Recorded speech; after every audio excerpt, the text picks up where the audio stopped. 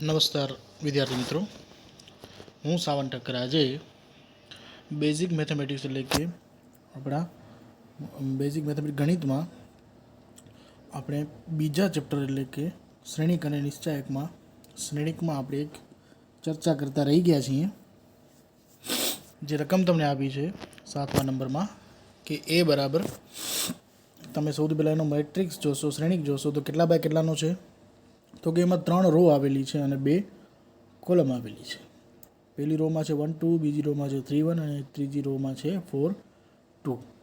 બરાબર. આપણે કોઈ પણ શ્રેણીને કેટલા બાય કેટલામાં કહેતા તો પહેલાં એમાં શું લખતા, આપણે રો લખતા અને પછી શું લખતા, કોલમ લખતા. તો 3 એની રો છે અને 2 કોલમ આપેલી છે. તો તમને પૂછ્યું શું છે, એક MCQ છે, બેઝિક 1 માર્કમાં આ વસ્તુ પૂછાય છે.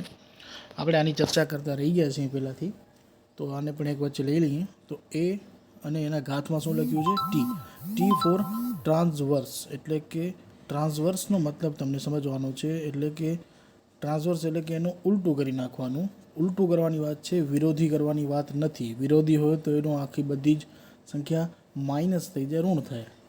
ટી ફોર ટ્રાન્સવર્સ એટલે કે તમને જેટલી પણ રો છે એને કોલમ કરી નાખવાની છે અને જેટલી કોલમ છે એ શું થઈ જશે, ઓટોમેટિકલી રોમાં કન્વર્ટ થઈ જશે. એટલે કે જે 1 2 જે આપણી પાસે આ 1 2 કરીને પહેલી રો છે, આ બીજી રો જે 3 1 અને આ છે 4 2, આ 3 રો છે ને આપણી પાસે. તો એ 3 રો શું બની જશે, તો કે હું તમને આનો જવાબ અત્યારે કહી દઉં છું. આ બી આન્સર એનો સાચો છે. જુઓ, આમાં જે 1 2 છે એ શું બની ગઈ, બી આન્સર જે છે આ 1 2 જે પેલી શું બની ગઈ, કોલમ બની ગઈ. સૌથી પહેલાં એક વસ્તુ વિચાર લો આમાં, કે આ વસ્તુ એ જે છે એ આપણી પાસે કેટલા બાય કેટલામાં છે, તો કે 3 રો અને 2 કોલમમાં. આનો ટ્રાન્સવર્સ એટલે એ વસ્તુ કેટલામાં બનશે, તો કે 2/3માં. બરાબર છે.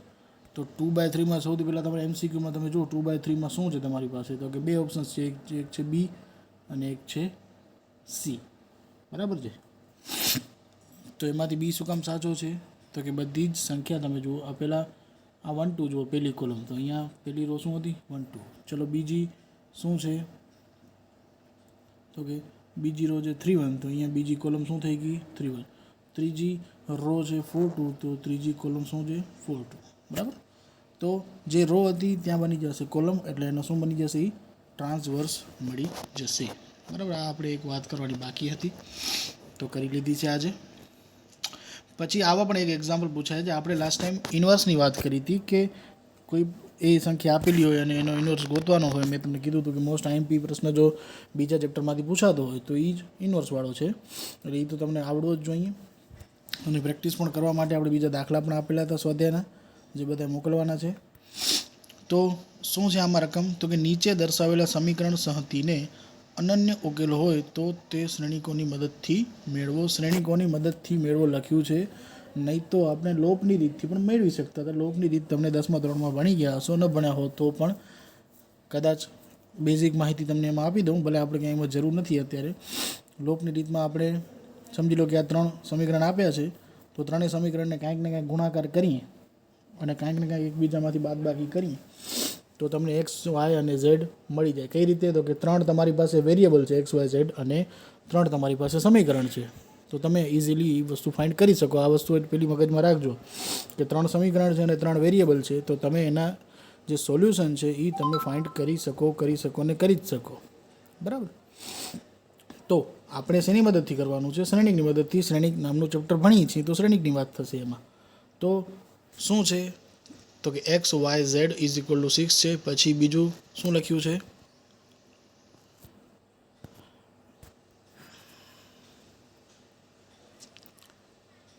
આપણે અત્યારે આનામાંથી આ કેમ બન્યું છે એ સમજવાનું છે. બરાબર. તો પહેલી તમારી આની વાત કરી, x + y = z = 6 લખ્યા છે. ચલો x ભેગો શું છે ગુણાકારમાં, તો કે કાંઈ નથી. ગુણાકારમાં કાંઈ નથી, એટલે કાંઈ નથી એટલે શું હોય? એક હોય. વાય સાથે કાંઈ નથી એટલે શું છે? એક છે, બરાબર. અહીંયા એક્સ સાથે શું છે? 2 છે. અહીંયા વાય સાથે શું છે? 2 છે. અહીંયા ઝેડ સાથે શું છે? કાંઈ નથી એટલે 1 નથી, -1 આવશે, કારણ કે અહીંયા માઇનસ લખ્યું છે ને, એવી રીતે.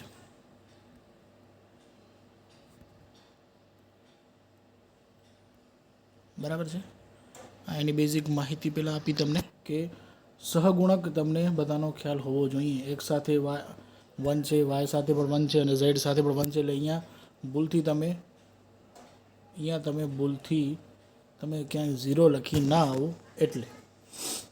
બરાબર. શું કર્યું છે એ લોકોએ? તો કે આ જે 3 સમીકરણ આપ્યા છે એને શ્રેણિકમાં ફેરવવાની એને સિસ્ટમ બેસાડી છે. કઈ રીતે બેસાડી છે જરાક જુઓ. તો કે આ 3 આ પહેલી તમે રો જુઓ, શું લખ્યું છે? 1 1 1. ક્યાંથી આવ્યા? તો કે એક્સનો સહગુણક ક્યાં મૂક્યો? અહીંયા મૂક્યો. વાયનો સહગુણક જે છે એ ક્યાં મૂક્યો? અહીંયા. અને ઝેડનો સહગુણક પણ ક્યાં મૂક્યો? અહીંયા. એટલે કે શું કામ એવી રીતે મૂક્યું? તો કે એક્સ વાય અને ઝેડ છે એટલે. તો એક્સ વાય ઝેડ અહીંયા પણ આપણે એવી રીતે લખ્યા છે ને, આ એક્સ વાય અને આ ઝેડ પણ એવી રીતે લખ્યા છે, બરાબર. આપણે ખ્યાલ છે કે આ બે વસ્તુ ગુણાકારમાં છે. કયો? આને આ શ્રેણિક બે જે છે એ ગુણાકારમાં છે. તો ગુણાકારમાં છે એનો મતલબ શું થાય? તો કે આ પદની હંમેશા જે પદ પહેલું હોય એની શું જોવાય? હંમેશા રો જોવાય, અને જે પદ બીજું હોય એની શું જોવાય? હંમેશા કોલમ જોવાય. શું કામ? તો કે પહેલાં આર લખાય ને પછી જ હંમેશા શું લખાય? સી. આર સી, બરાબર. આર ગુણ્યા સી, રો ઇન્ટુ કોલમ, એવી રીતે. તો આ 1 સાથે કોનો ગુણાકાર થાય? એક્સનો. આ 1 સાથે કોનો ગુણાકાર થાય? વાયનો. આ 1 સાથે કોનો ગુણાકાર થાય? ઝેડનો. બરાબર. આપણે આગળ જેવી રીતે આમાં વધતા હતા, તો આમાં પણ આપણે આગળ વધીએ તો આનું ગુણાકાર કરીએ તો એક્સ જે હતા, આ એક સાથે આ એકનું ગુણાકાર કરો તો શું આવે? આ એક્સ. આ એક સાથે વાયનું કરો તો શું આવે? વાય. આ ઝેડ સાથે 1 કરીએ તો શું આવી જાય? ઝેડ. અને બરાબર અહીંયા કેટલા લખી નાખ્યા જમણી બાજુ? તો કે 6. બરાબર છે. તો એક્સ પ્લસ વાય બરાબર 6 એ જ લખ્યા છે. એ લોકોએ વચ્ચે બરાબર નિશાની પણ એવી રીતે જ કરી છે. અને જે 6 2 અને 1 દેખાય છે અહીંયા તમને, આ 6 2 અને 1, તો એ 6 2 1 અહીંયા લખી નાખ્યા છે, બરાબર છે.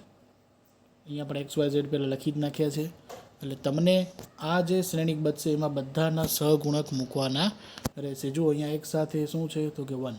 અહીંયા વાય સાથે ઉપરનું કહું છું, બીજી આપણે સમીકરણની વાત કરીએ છીએ, તો એમાં શું છે? અહીંયા માઇનસ, તો ત્યાં પણ શું આવી જશે? માઇનસ, બરાબર. અહીંયા +1. ચલો અહીંયા એક સાથે 2 છે એટલે અહીંયા 2 આવી ગયા. અહીંયા કાંઈ નથી એટલે 1. અહીંયા માઇનસ છે એટલે -1, બરાબર. આટલી વાત ક્લિયર. તો આને શું કહેવાશે? આને એક નામ આપી દીધું આપણે, તો કે શ્રેણિક એ. આને શ્રેણિક એ નામ આપી દીધું એટલે એ એક્સ બરાબર આ બી.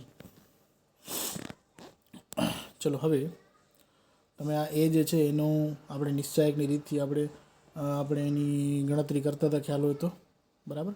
કઈ રીતે ગણતરી કરતા હતા? તો પહેલાં એકને લેવાના, તો આ એકની જે રો અને કોલમ હોય એને શું કરી નાખવાની? કાઢી નાખવાની. તો આ -1 સાથે -1નો ગુણાકાર, માઇનસ આ 1 1 સાથેનો ગુણાકાર, એવી રીતે આપણે કરાયા હતા લાસ્ટ ટાઈમ.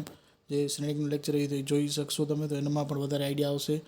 એકવાર હજી પણ અહીંયા રિપીટ કરાવું છું, બરાબર. આપણે સારાણીની વાત કરી હતી કે આ પ્લસ આવે, આ માઇનસ આવે, આ પ્લસ આવે, આ 3 વસ્તુ પેલી. તો પછી આ બીજા પદની વાત કરો તો આ રો અને કોલમ નીકળી જાય તો શું વધે? આ 1 અને આ -1નો ગુણાકાર એટલે અહીંયા શું આવી ગયો?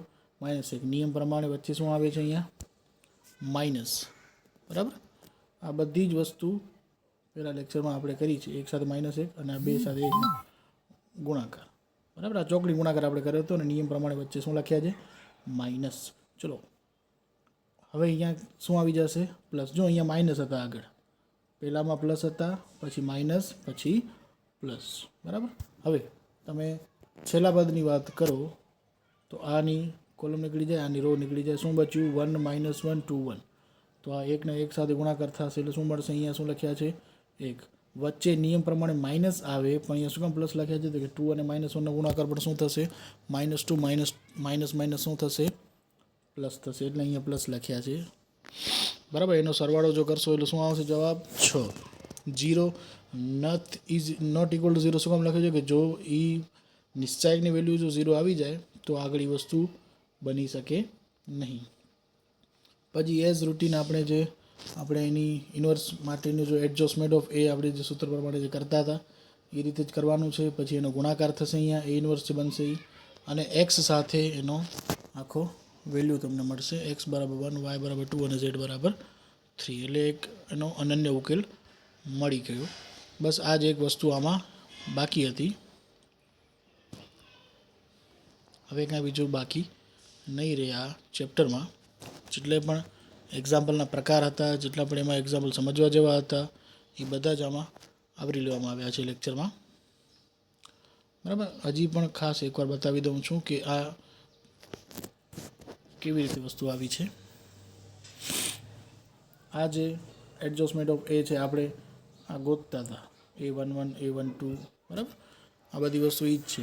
અને આ એ ઇન્વર્સ આપણે કઈ રીતે ગોતતા હતા કે એ ઇન્વર્સનું એક સૂત્ર તો એ inverse is equal to 1/a અને એડજસ્ટમેન્ટ ઓફ એ. તો આ 1/a માં અહીંયા જે એ આવી શું આપણે હમણાં ગોત્યું, શું મળ્યું હતું, એ 1/6 આવશે, બરાબર. કારણ કે એકના છેદમાં એટલે એ 1/6 આવશે. તો એ 1/6 ક્યાં લખ્યા છે તો ક્યારે આજે લખ્યા છે એ 1/6, બરાબર છે. તો એ ઇન્વર્સ શું છે તો કે એ ઇન્વર્સ આ રહ્યા, એના સાથે કોનો ગુણાકાર થાય આ બીનો. તો એના સાથે એનો ગુણાકાર કરશો તો શું પદ મળ્યું તમને તો કે એક વસ્તુ વિચારજો આનામાં, તો કે આ જે એડજસ્ટમેન્ટ ઓફ એ હતો એ કેટલા બાય કેટલાનો હતો તો કે 3/3 નો. ચલો આ કેટલા બાય કેટલાનો છે તો કે એમાં પણ 3 રો અને 1 કોલમ છે, બરાબર. ફરીથી અહીંયા લખું છું, આ જે છે એ 3/3 નો છે, એના ભેગો કોનો ગુણાકાર છે બીનો.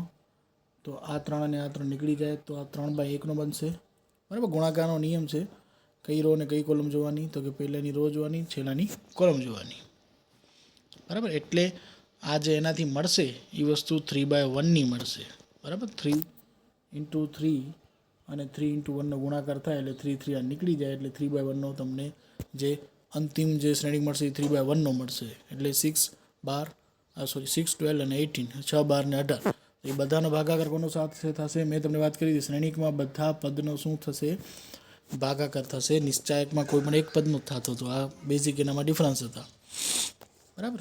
તો આ તમને જેટલી વાર પ્રેક્ટિસ કરશો એટલી વાર ઓછી છે. આનામાં ગુણાકારમાં ખાસ ક્યાંક ને ક્યાંક તમે ભૂલ કરશો જ, એટલે કોઈ તમને એમ થશે કે કોઈ રીતના માર્ક મળશે એવું નહીં મને. તમને પૂરી ધ્યાન આમાં રાખવી જ પડશે, તો જ તમે આમાં પ્રેક્ટિસ કરશો તો જ તમને એ વસ્તુ ફાવશે, બરાબર. આમાં XYZ ની કિંમત મળવાની હતી જે આપણે મેળવી છે 1 2 3, બરાબર. 6 દુ 12 અને 6 તેરી 18 એટલે XYZ ની કિંમત 1 2 3, બરાબર. હવે આગલા લેક્ચરમાં હવે આપણે પેલા આની હજી અમુક એક્ઝામ્પલ્સ હવે તમે હજી કરશો આના પણ, જ્યાં ફોટા હું મોકલું છું પછી. અને હવે આગળ હવે નેક્સ્ટ ચેપ્ટર જે છે એ લેશું આપણે ક્ષેત્રફળ અને ઘનફળ, એના વિશે વધારે આગળ ચર્ચા કરશું, બરાબર.